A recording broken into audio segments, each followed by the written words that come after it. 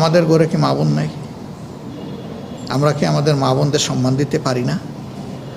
যদি আমাদের পরিবারের মা বোনদেরকে আমরা সম্মান দিতে পারি, ইনশাআল্লাহ আমরা রাষ্ট্রের মা বোনদেরকেও সম্মান দিব।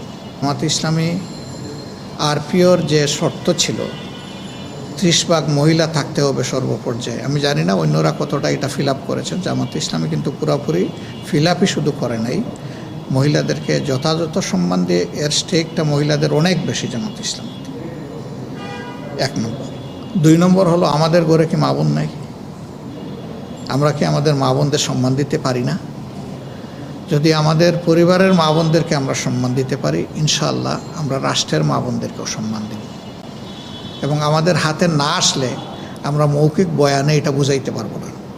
আল্লাহ যদি কোনো দিন এই জাতির খেদমতের জন্য আমাদেরকে কবুল করেন, তাহলে ইনশাআল্লাহ এদেশের নারী সমাজ সেদিন গর্ববোধ করবে এবং সেদিন তারা সম্মানের সাথে সমাজের সকল ক্ষেত্রে অবদান রাখবে ইনশাআল্লাহ। রসুল করিম সাল্লাল্লাহু আলাইহি সাল্লামের সাথে মহিলারা যুদ্ধ করে নাই? রাষ্ট্র পরিচালনায় মহিলাদের পরামর্শ আল্লাহ রসুল নেন নাই? সবই তো নিয়েছে। তা আমরা কি তার বাইরে যাব? এক্ষেত্রে আমাদের স্বাভাবিক কার্যক্রম সকল ক্ষেত্রে অব্যাহত ছিল, সকল পরিস্থিতিতে আমরা বন্ধ করি নাই কখনো। এটা আমাদের চলবে ইনশাআল্লাহ। কিন্তু আমরা বিশেষ গুরুত্ব দিচ্ছি আইনশৃঙ্খলা পরিস্থিতিতে আমাদের যেন ইতিবাচক অবদান সকল ক্ষেত্রে থাকে।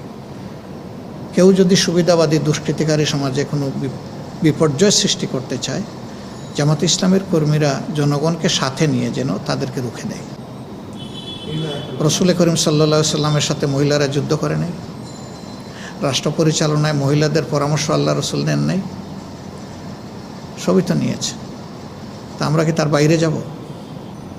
এক্ষেত্রে আমাদের স্বাভাবিক কার্যক্রম সকল ক্ষেত্রে অব্যাহত ছিল, সকল পরিস্থিতিতে আমরা বন্ধ করি নাই কখনো। এটা আমাদের চলবে ইনশাআল্লাহ। কিন্তু আমরা বিশেষ গুরুত্ব দিচ্ছি আইনশৃঙ্খলা পরিস্থিতিতে আমাদের যেন ইতিবাচক অবদান সকল ক্ষেত্রে থাকে। কেউ যদি সুবিধাবাদী দুষ্কৃতিকারী সমাজে কোনো বিপর্যয় সৃষ্টি করতে চায়, জামাত ইসলামের কর্মীরা জনগণকে সাথে নিয়ে যেন তাদেরকে রুখে দেয়।